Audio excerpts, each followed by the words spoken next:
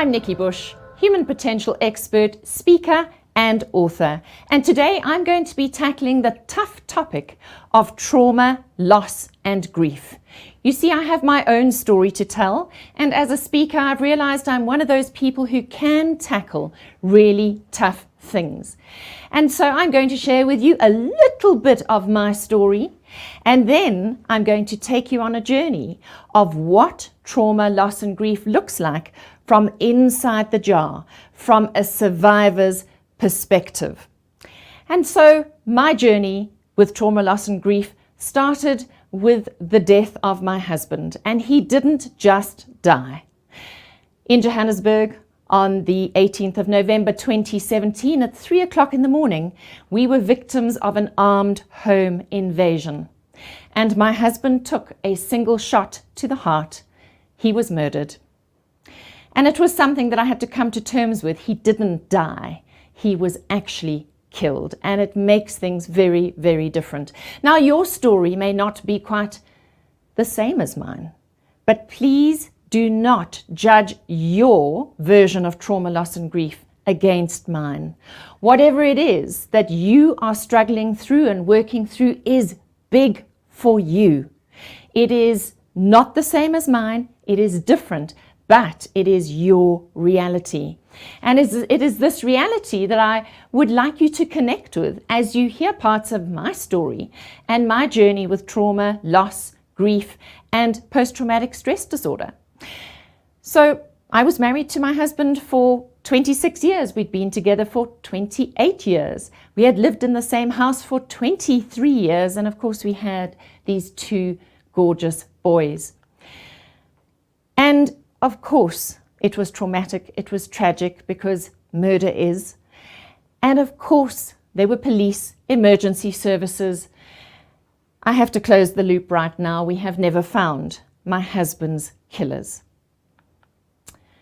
So what does it mean when a rolling ball comes and knocks down your skittle? I'm going to share with you what it felt like for me, my brain, my body, my business, and my finances, in an effort to help you to gain some perspective, and maybe whether it's you who's struggling through trauma, loss and grief, or somebody you know, to get a better understanding of what it feels like from inside the jar, so that you can either be empathetic with them or with yourself.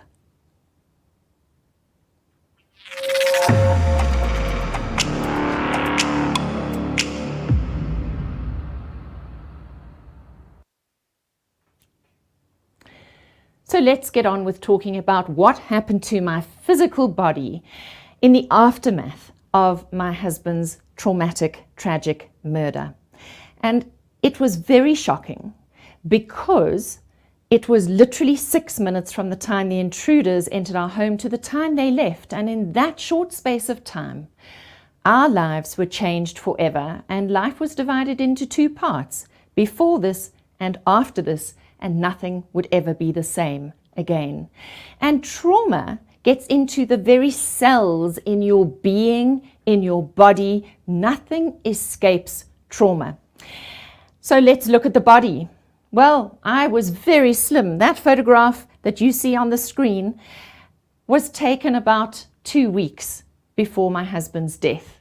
I've always been on the skinny side. I know I'm still on the skinny side, but people thought that I was going to literally fade away due to the shock. Well, actually, the opposite happened. I put on nearly 12 kilograms in the year after my husband's death, partly because nobody wanted to leave me alone. I was invited out to so many coffee dates and lunch dates and dinners. There were times when I had to say, guys, thank you, but no thank you, because I actually have to get used to this new reality. Anyway, I have since lost about 6 of those kilograms. But a lot of it was due to the fact that I couldn't sleep at night. And so when I woke up at 3 o'clock in the morning, which was around about the time that this trauma went down and your body remembers everything, your mind remembers everything, and I would wake up and have to watch TV because I couldn't fall asleep. And what do you do when you watch TV? Well, I got into all sweet things and salty things and things I should never have eaten. And I was exactly 50 years old the year my husband died, and the shock of his death pushed me into perimenopause. So not only did I not know my name or the day of the week due to shock, but I also didn't know what my hormones were doing any given day of the week. It really was not a fun time. I always say God has a very strange sense of humor. Of course, what we went through was breathtakingly brutal. And it quite literally took my breath away. And I can promise you that for well over a year, I did not breathe properly. I was shallow breathing because my diaphragm was stuck. And it doesn't help you to calm down when you shallow breathe, but remember, I had adrenaline roaring from the trauma, from the fear. And for a whole year after my husband's death, I could even hear the adrenaline roaring in my ears. It was a noise. I had a stomach ache often. I had diarrhea often. And that stomach ache was like the sore knot over here. And what I realized was that it was actually, eventually I realized this after a while, not the need to go and vomit, which I often ran to the toilet to do. And when I got there, I realized that it wasn't a stomach issue. It was an emotional issue. And I would start to cry. So I'd be dry retching, and the next thing, all these tears would come. And once I had had a good cry, I felt so much better. The gift of tears is a very, very real thing. Physically, I developed a tremor, and that tremor lasted well over a year in my hands. In fact, my handwriting went for a ball of chalk, and you could see that my handwriting was shaky. Another thing to bear in mind when you go through a massive shock or trauma is that your body is so clever and your brain is so clever, they do this dance of bringing all your energy into the center to survive, and it leaves very little for the extremities like your hands, your arms, your feet, and your legs. And I found myself, and I am a young, fit, 50-something-year-old, falling up and down stairs, tripping over my own feet. And that's because there was no energy in my extremities, so severe was the internal shock. And then the last thing I want to mention, and I know that there are many other things that I could talk about, but I've literally picked the highlights, was that I had a metallic taste in my mouth for a full year, and it didn't matter what I ate or drank, I could not get rid of it. And this is something no medical professional has been able to explain for me. So I'm not sure what symptoms your body has experienced in your walk with trauma, grief, and loss. Maybe some similar to mine, and maybe you've got a whole other list. But really the message I'm trying to land for you today is that there are so many symptoms, and they're not all in your head. They are very, very real. Next, we're going to be talking about what happened to my brain and my emotions. So, and I think we've gone too far. Gosh, okay, we seem to have lost a slide somewhere. Ha! Right, so we were talking about my body. Now we're talking about my brain. We got that a little bit muddled up here, but let's go back to my brain. So my brain, my emotions, very, very real things. I suffered from ADD only post my husband's death. I am one of those super focused, high-performing people. And literally the day after my husband's death, I couldn't concentrate for more than a few seconds at a time. My RAM, the processing power in my brain, was down to about 20%. That was horrifying and shocking for me. And so this ADD rendered me absolutely useless. I actually used to phone friends and say, please come and sit with me because I have to get through all these emails. I have to get some stuff done, because here I was wrapping up my husband's life, which is no easy thing to do, as well as I became the breadwinner, the sole breadwinner and the single mum. Having to balance, juggle all of these balls in the air was a big thing. And I used to say, come and sit with me, please, to make sure that I get the job done. And that was so unlike me. So ADD was a huge thing. The RAM, the processing power in my brain, was severely compromised, and this went on for a full year. And then I became obsessive compulsive, because when everything out there is out of control, we try and over control things where we can. And all I knew how to control was to unpack and repack my handbag, because that was in my control. And the other thing was, I was absolutely obsessed with whether or not we had enough toilet paper in the house. Go figure. Maybe you've experienced some of these really strange symptoms of trauma, loss, and grief. I also had panic attacks, and I've never had panic attacks before in my life. And when I had panic attacks, I couldn't see, I couldn't hear, I couldn't make sense of directions. And it was really scary, because, why is it scary? Because I felt out of control. And as human beings, we love to feel in control. Does this resonate for you? I'm sure it does. And then making choices and decisions was hard. Really, really hard. It was overwhelming. Suddenly I had to make parenting decisions all by myself, when I'd been used to having a co-parent, and making financial decisions by myself. Some of it was actually quite empowering. Some of it was just downright scary. And in addition to the ADD and the adrenaline that was roaring through my system and my ears, it made me sleepless. I couldn't fall asleep, or I would fall asleep at night and then wake up. So sleep, which is essential for our well-being, became really, really difficult. And I was one of those people who said, I will never ever use antidepressants. I will never ever use sleeping tablets. But hey, guess what? I eventually had to, because it was the only way for me to survive this huge trauma in my life. Is we had to rebalance all those hormones in the brain and the body in order for me to not be flipping from laughing hysterically about something that was funny to crying and weeping and wailing half an hour later, and just having these huge seesaw extremes. We had to level things out so that I could actually operate in the world, so that I could work, so that I could make the money to feed my children. So if you do have to go onto medication, and there are of course lots of alternatives you can take as well, and I used them all the alternatives, all the medicine, all the therapy, all the coaching, all the counseling, all the body work. I used it all, because as you know already, I had physical symptoms in my body, I had symptoms in my brain, my heart was broken, and we need help. We cannot get up again without help. And then memory loss. Well, as you know, I am a speaker. I trade words. This is what I do for a living.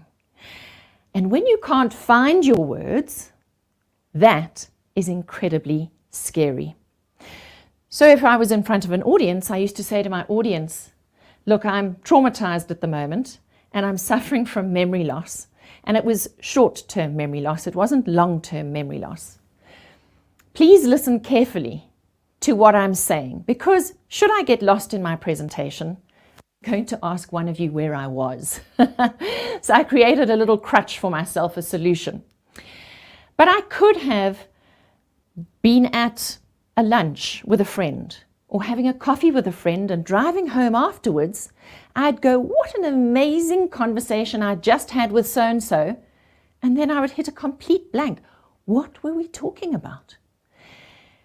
Or I could have remembered what we were talking about, but not remembered the person I was speaking to. I mean, how embarrassing is that?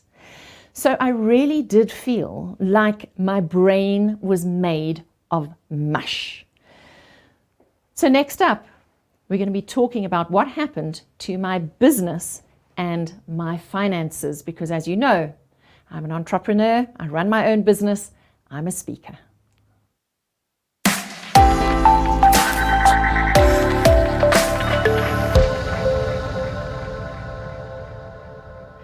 Welcome back, and now we're going to be talking about the impact of trauma, loss and grief on my brand, on my business and on my finances, because they're all inextricably linked.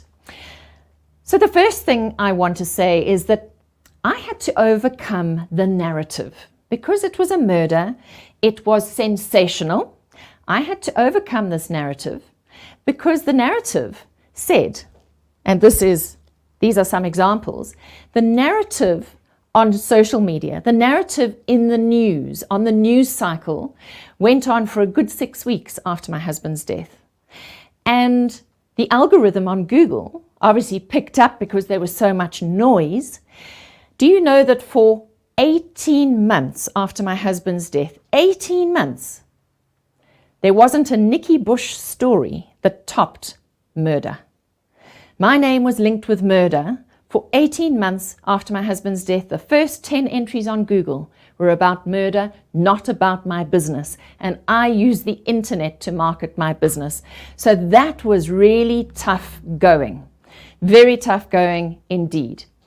So I had to overcome that narrative. It was hard work putting out a lot of content that was not about murder. And I had to get up again. And as I said earlier, you can't get up again after a big thing like this without people. I would not have been able to get up on this stage in front of cameras and microphones without the help of many friends, many members of my family, and of course, all those professional counselors, coaches, and therapists. And I had to find a new normal. And that new normal was very, very different to my old normal. But the amazing thing about work is that it gave me something tangible that I could go to every day that was more in control than my emotional life that had quite literally imploded on me, where it was unrecognizable. So that place called work was a gift. If you do have work to go to, go and immerse yourself in that work because it's part of your sanity strategy. Of course, I now had new content as a speaker to talk about. It wasn't something I could talk about in the early days at all. But now I help empower other people by sharing my experiences, and I only give a thin slice of what happened to me. You're getting a little bit of a deep dive today, but not really as deep as I could go because it was such a complex, messy, non-linear experience. But of course, it's added to my work, and I've expanded from being a niche expert in parenting to human potential and parenting. And my business has grown in leaps and bounds. And it can only do that, and you can only reinvent yourself if you're open to possibility and opportunity, which means you need to be more curious than fearful about what you don't know. And what we know in our little bubble is so little next to what we don't know. And yes, it was terrifying trying to discover who Nikki was without Simon. After 28 years of being together, it was terrifying, but it was also exhilarating and an adventure. Not immediately, for sure, but certainly after the first 18 months or so, I really started branching out and digging to reinvent who I was. And I had to learn what my worth was in the marketplace. I had children to feed. I had to learn to be less negotiable. And I had to learn to draw a line in the sand because I was now the sole breadwinner and a single mom. It's amazing when you need to survive what you do in order to thrive in the future.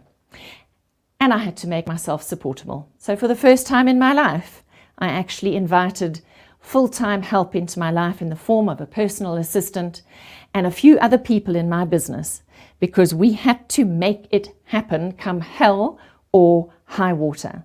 And learning to be financially independent when I'd been part of a partnership was a big thing, but also very, very empowering. So the lens through which you see the world is truly important because it's going to determine whether you will be buried as a victim of circumstance or whether you are going to be broken open and planted like a seed. So I want to say to you that grief is not linear. It's not linear. It goes all over the show. It's got a mind of its own, and it's like an onion. It has more layers than an onion, as my sister would say. And it's true, because every time you peel away a layer, another layer is there. And you think, I'm never going to get to the bottom of all of this. And you probably never will, because grief really has so many different layers. You don't get over grief. You don't get through grief. You absorb the grief. You absorb the trauma into who you are, and you use it to energize the rebirthing and the rediscovery of who you are. The picture that you had of life before this traumatic incident, whatever it is broken. And if you keep hankering after what was, you are going to find yourself getting very angry, irritable, and frustrated because you can't get back what you had. So we need to embrace the world as it is, not as we would like it to be. Very important point. So when you go through grief, trauma, and loss, you become pretty vulnerable. If you don't become vulnerable and you shove your trauma, grief, and loss under the rug, it will fester there and it will grow into something way more destructive that will have more destructive consequences later on. So I really do encourage you to deal with your trauma, loss, and grief as it happens. And it is a process, and it's not going to be over in 1 week because you focused on it. It's going to take time, and we have to allow for that time. And I want to read something here to you because it is so pertinent. We need to take time to mourn the loss of a person, the end of a marriage, a job, or a business. If we do not suffer a loss all the way to the end, it will wait for us. It won't just dissipate and disappear. It will fester, and we will experience its sorrow later in stranger forms. Really profound piece, that. And that's from Elizabeth Lesser, who wrote the book Broken Open. So my poem about vulnerability is that vulnerability can feel like we have had our skin ripped off, leaving us red, bleeding, and raw, emotionally unprotected. It's strange, it's new, and it hurts. So to end off this session, I want to leave you with some resources, because this is your current journey. This is your journey of becoming whatever is next for you. And to support you on that journey, you can visit nikkibush.com, where you will find loads of resources. One of them is my latest book, Future-Proof Yourself, published by Penguin Random House. It's a book about dancing with disruption, with change of any kind.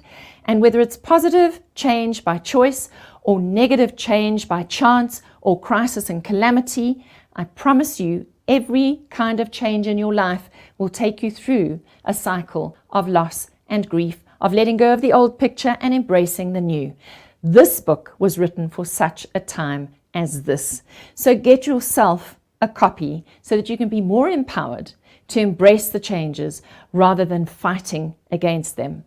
And when you're on my website, do go to free stuff and you will find my Dancing with Disruption download.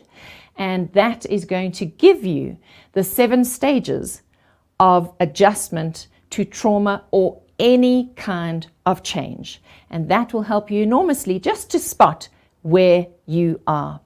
So I really hope that everything that I have discussed with you in this session is going to empower you to embrace this journey that you're on, because It is what it is. You can't run away from it. You can't escape it. And you need to walk through it right to the end. Thank you very much.